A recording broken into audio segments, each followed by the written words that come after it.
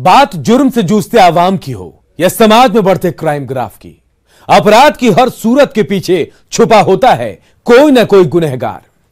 नमस्कार, मैं हूं अनूप। तफ्तीश की राह में आने वाली हर कड़ी सुराग बनकर पहुंचाती है गुनहगारों को सलाखों के पीछे। तो आप बने रहिए हमारे साथ, क्योंकि हर जुर्म के खिलाफ हमारी तफ्तीश लगातार जारी है। बिहार के सीवान में एक ऐसी घटना सामने आई जिसके कारण मानवता शर्मसार हो गई। सीवान में मुफस्सिल थाना क्षेत्र के भंटा पोखर के पास एक ट्रक से टक्कर के बाद जीप पलट गई। इसमें एक शख्स की मौत हो गई तो 4 लोग घायल हो गए। घायलों का आरोप है कि स्थानीय लोगों ने मदद करने के बजाय उनके साथ लूटपाट किया और विरोध करने पर मारपीट भी की। फिलहाल मुफस्सिल थाने की पुलिस इस अमानवीय वारदात की जांच में जुट गई है। क्या है पूरा मामला, देखिए तफ्तीश में। सीवान में शर्मसार हुई मानवता, घायल लोगों की मदद के बजाय लूटपाट, विरोध पर घायलों से मारपीट, स्थानीय लोगों पर लूटपाट करने का आरोप। मामले की जांच में जुटी मुफस्सिल थाने की पुलिस।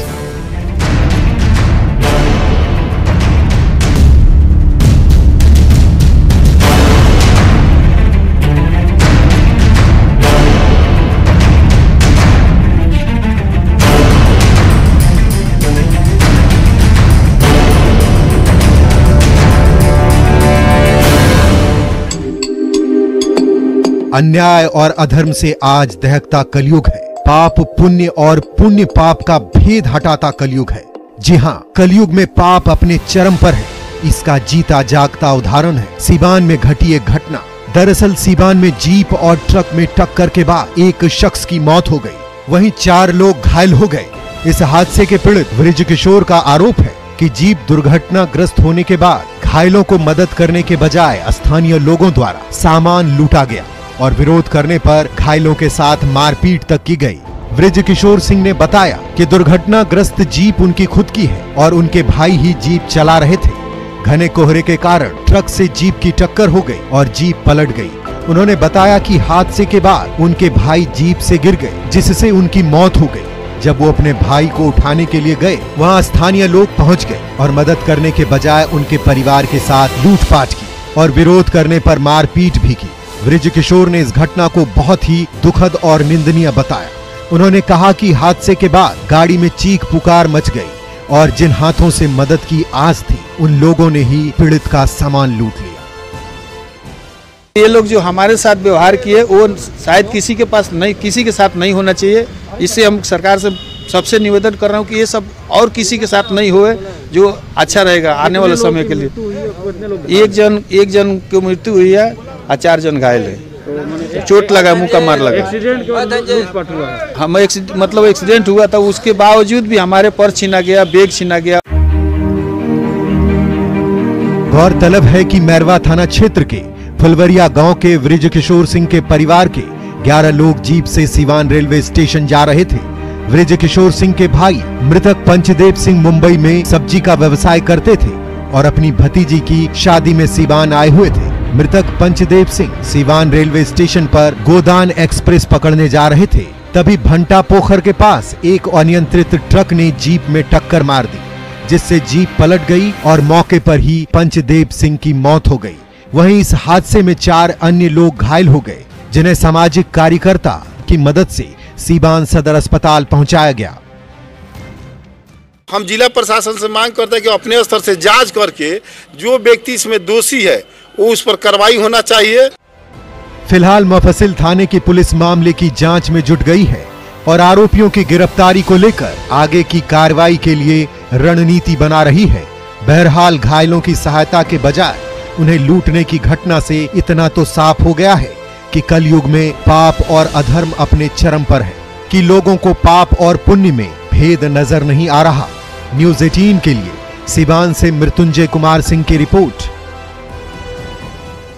खगड़िया में पंचायत समिति सदस्य की हत्या की गुत्थी अभी सुलझी भी नहीं थी कि एक बार फिर बेखौफ अपराधियों ने अपनी उपस्थिति दर्ज कराते हुए अलौली में एक युवक की हत्या कर दी। हत्या से परिजनों में कोहराम मचा हुआ है। ग्रामीण आरोपियों की गिरफ्तारी की मांग कर रहे हैं। तफ्तीश में देखिए हत्या से सनसनी। खगड़िया में युवक की गोली मारकर हत्या, हत्या से इलाके में सनसनी, परिजनों में मचा कोहराम, 2 लोगों पर हत्या का आरोप, आरोपियों की गिरफ्तारी की मांग।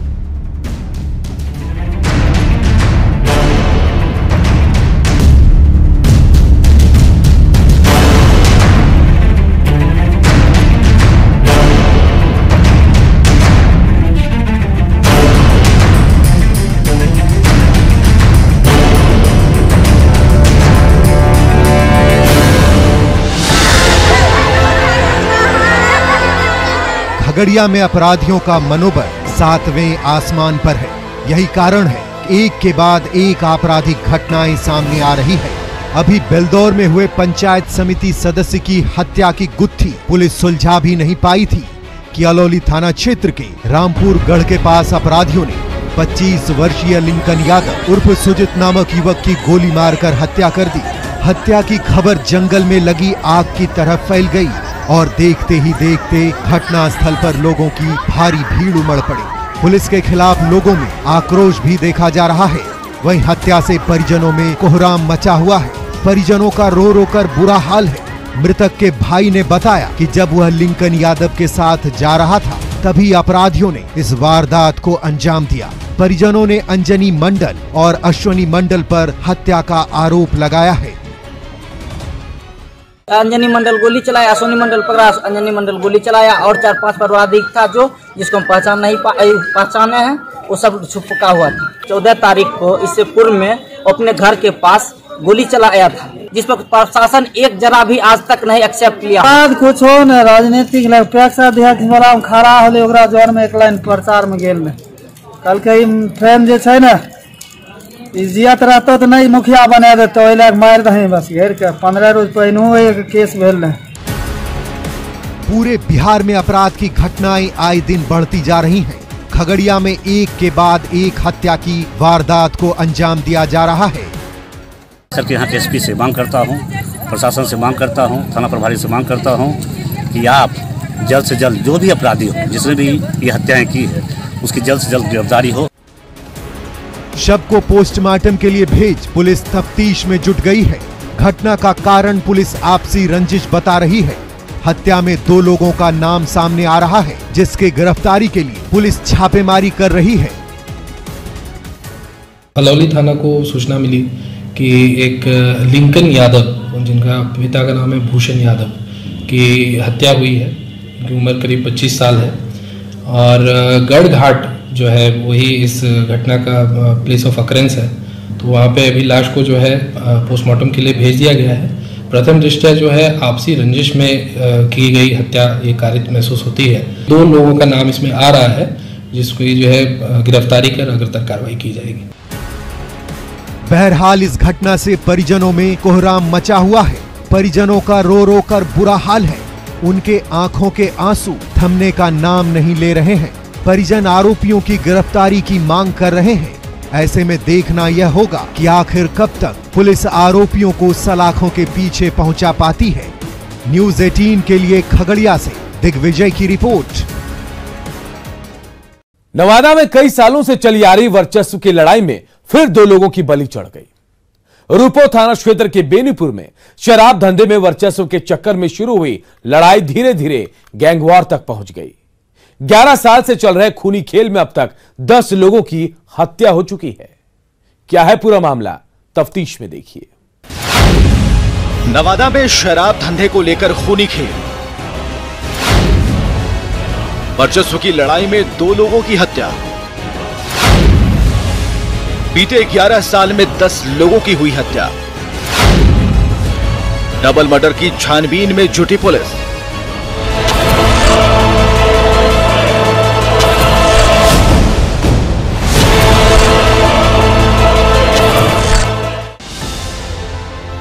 कहते हैं रंजिश का सफर 1 कदम 2 कदम, तुम भी थक जाओगे, हम भी थक जाएंगे। लेकिन नवादा में 2 गिरोह के बीच सालों से चल रही वर्चस्व की लड़ाई थमने का नाम नहीं ले रही। ताजा मामले में रूपौ थाना क्षेत्र के बेनीपुर के जंगल से 2 व्यक्ति की लाश बरामद हुई है। लाश मिलने के बाद पूरे इलाके में सनसनी फैल गई। पहले शख्स की पहचान बेनीपुर के अशोक राजवंशी, जबकि दूसरा शख्स भीखमपुर निवासी बच्चू राजवंशी का शव था। दोनों की गला रेतकर बड़े ही निर्मम तरीके से हत्या कर दी गई। बताया जाता है कि अशोक राजवंशी और बच्चू राजवंशी बीते बुधवार की शाम से लापता थे, जिसके बाद दोनों के परिजनों ने चौकीदार के माध्यम से लापता होने की सूचना पुलिस को दी थी। मृतक अशोक राजवंशी के भाई अरुण राजवंशी ने बताया कि वो जंगल की तरफ ताड़ी पीने के लिए गए हुए थे और उसके बाद से घर नहीं लौटे। गुरुवार की रात जब ग्रामीण बधार की तरफ गए तो ताड़ के पेड़ के पास 2 शव देखे। ग्रामीणों ने तत्काल इसकी सूचना रूपौ पुलिस को दी। हालांकि मृतक के परिजनों ने हत्या के पीछे किसी पर आशंका जताने से इनकार किया है। ये तार छेड़ता था, उधर गया खेती देखने के लिए, दोनों ताड़ पीने के लिए हो गया होगा तो वहीं पर दोनों को पकड़ लिया है। अच्छा। कल से ना पता था तो गया घास गढ़ने के लिए तो कोई देखा 2 बॉडी था वहाँ पे, तो आके बोला 2 बॉडी उधर है। गया हम लोग देखने के लिए, अब हमारा भाई था भी। मामला ये हमको पता नहीं है, तो अभी पता नहीं चला कौन मारा है। मारने वालों में के है कुछ पता चला है? कैसे इनकी हत्या कैसे हुई है? हत्या हुआ वो सब राते से आम था उधर, और वो सब नामे नहीं जानते थे हम क्या करें। वहीं मृतक के परिजन रीता देवी ने रूपौ थाना प्रभारी पर कार्य में शिथिलता का आरोप लगाते हुए कहा कि जब वो थाने गई तो थाना प्रभारी ने कहा कि अभी इंतजार करो, यदि वो लोग वापस आ जाते हैं तो ठीक है, नहीं तो 2 दिन बाद आना। रीता देवी ने कहा कि अगर पुलिस त्वरित कार्रवाई की होती तो अपराधियों का पता चल जाता और वे पकड़े जाते।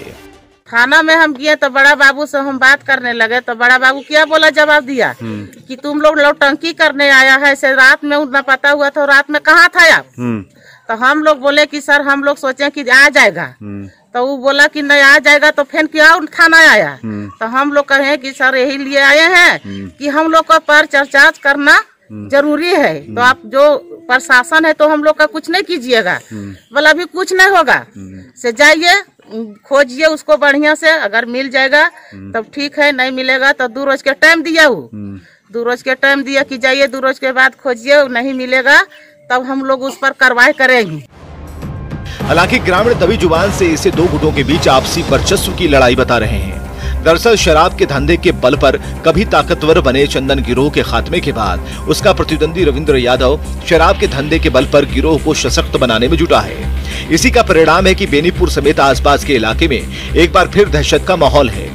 वर्षों से इस दोनों गुटों के बीच वर्चस्व को लेकर लड़ाई होती है, जिसमें अब तक कुल 10 लोग मारे जा चुके हैं। इस बार भी 2 लोगों की हत्या कर दी गई जो चंदन यादव गिरोह के बताए जा रहे हैं। आसपास के गांव में ऐसी चर्चा है कि अशोक राजवंशी चंदन यादव का मुखबिर था और चंदन के जेल चले जाने के बाद वो शराब के धंधे में संलिप्त था।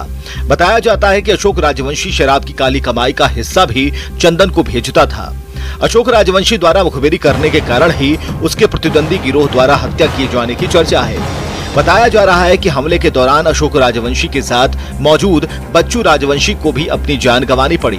फिलहाल पुलिस इस मामले की छानबीन में जुटी है और ये पता लगाने की कोशिश में जुटी है कि डबल मर्डर के पीछे किसका हाथ है।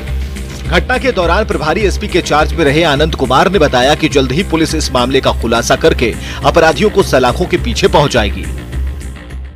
बेनीपुर में जो रूपो ओपी है उसमें कल सूचना मिली कि एक अशोक राजवंशी और 2 व्यक्तियों की बॉडी पर बच्चू राजवंशी, उस संबंध में भी हमने एक SIT का गठन किया है और वो SIT इस हत्याकांड के विभिन्न पहलुओं के संबंध में जांच करके जल्दी अपराधियों की पहचान करके उसकी गिरफ्तारी। सर बेनीपुर में क्या चंदन यादव गिरोह का हाथ है क्या सर इसमें? हम लोग हर पहलू पर जांच कर रहे हैं। हम लोग जब भी जिस नतीजे पहुंचेंगे आप लोग को सूचित करेंगे। बहरहाल पुलिस दोनों शवों को पोस्टमार्टम के बाद परिजनों को सौंपकर मामले की तफ्तीश में जुट गई है। देखना होगा कि नवादा के बनीपुर में हुए डबल मर्डर के पीछे किसका नाम सामने आता है। न्यूज़ 18 के लिए नवादा से अनिल विशाल की रिपोर्ट। और अब वक्त हो चला एक ब्रेक का, हम जल्द हाजिर होते हैं। शामिल 3 अपराधी पुलिस के गिरफ्त में है, वहीं अन्य की गिरफ्तारी के लिए पुलिस छापेमारी कर रही है। जेल में बंद एक शातिर अपराधी के इशारे पर वारदात को अंजाम दिया गया। तफ्तीश में पूरी रिपोर्ट देखिए। कटिहार में जेल से अपराध का खेल, पत्रकार के पिता पर हमले का खुलासा। जेल से रची गई थी हमले की पूरी साजिश, जेल में बंद शातिर वारदात को दे रहा अंजाम। जेल प्रशासन की कार्यशैली भी सवालों के घेरे में।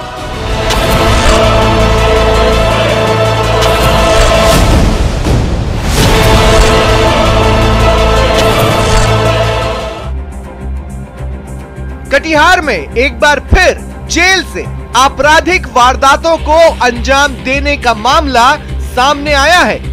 बताया जा रहा है कि जेल में बंद शातिर अपराधी मलिंगा अपने गुर्गों के जरिए जेल के बाहर वारदातों को अंजाम दे रहा है। बीते दिनों एक दैनिक अखबार के पत्रकार के व्यवसायी पिता पर जानलेवा हमले में भी मलिंगा की संलिप्तता सामने आई। दरअसल बीते 24 नवंबर को अपराधियों ने गोलीबारी की वारदात को उस वक्त अंजाम दिया जब पत्रकार के पिता काली सिंह, जो कि व्यवसायी भी हैं, अपने दोस्त टिंकू साहनी के साथ बाइक से घर लौट रहे थे। इसी दौरान सहायक थाना क्षेत्र के ललियाही मोहल्ले के पास पहले से घात लगाए अपराधियों ने ताबड़तोड़ फायरिंग शुरू कर दी, जिसमें काली सिंह को 3 गोलियां लगी। काली सिंह के साथ उनके दोस्त टिंकू साहनी पर भी अपराधियों ने फायरिंग की, लेकिन वो बाल बाल बच गए। टेम्पू से निकला बदमाश सब और हमको सबसे पहले घींच के रोड पर गिराया। इसके बाद गोली बरसाना शुरू किया और एक आदमी जो थे वो आगे भागा मोटरसाइकिल लेके, जिस पर हम चढ़े हुए थे, उस पर भी गोली बरसाया। कितना गोली लगा? हमको तो तीन गोली लगा है। तो कोई झगड़ा झंझट नहीं था? हमसे कोई झगड़ा झंझट नहीं है। कौन थे आपके साथ? टिंकू साहनी थे। कहाँ करने वाले? ललियाई का। उसी को तो मारने की फिराक में नहीं था कहीं? हाँ, उसी को मारने का फिराक पे था। पूरे मामले का खुलासा करते हुए कटिहार एसपी विकास कुमार ने बताया कि गोलीबारी की वारदात में शामिल 3 अपराधियों को पुलिस ने गिरफ्तार कर लिया है और अन्य की गिरफ्तारी के लिए छापेमारी जारी है। एसपी की माने तो यह गिरोह सुपारी लेकर लोगों की हत्या करने का काम करता था। गिरोह का संचालन जेल में बंद शातिर अपराधी मलिंगा कर रहा था और उसी के इशारे पर अपराधियों ने गोलीबारी की वारदात को अंजाम दिया। एसपी की माने तो अपराधियों ने टिंकू साहनी की हत्या की नीयत से गोलीबारी की वारदात को अंजाम दिया था, लेकिन गोली काली सिंह को लग गई थी।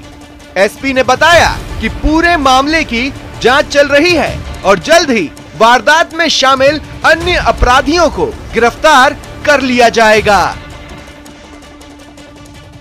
ये पैसा लेकर किलिंग करते हैं और इसी क्रम में जेल में बंद एक अपराधी मलिंगा के कहने पर इन लोगों ने 56,300 रुपया एडवांस लेकर एक आदमी की हत्या की योजना बनाई थी, जिसको भी डिटेक्ट किया गया। तो जेल में जो बंद है मलिंगा, उन पर भी मामला दर्ज हुआ? हाँ, अनुसंधान के क्रम में उन पर भी आवश्यक कार्रवाई की जाए। जेल कनेक्शन है, जेल से फोन होता है, कैसे कांटेक्ट होता है? कोई बात अब ये अनुसंधान का विषय है, इस पर हम लोग जांच कर रहे हैं।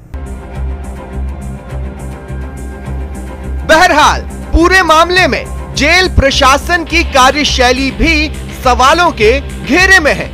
सवाल उठता है कि आखिर कैसे जेल की सलाखों के पीछे बंद शातिर अपराधी जेल के बाहर आपराधिक वारदातों को अंजाम दे रहे हैं।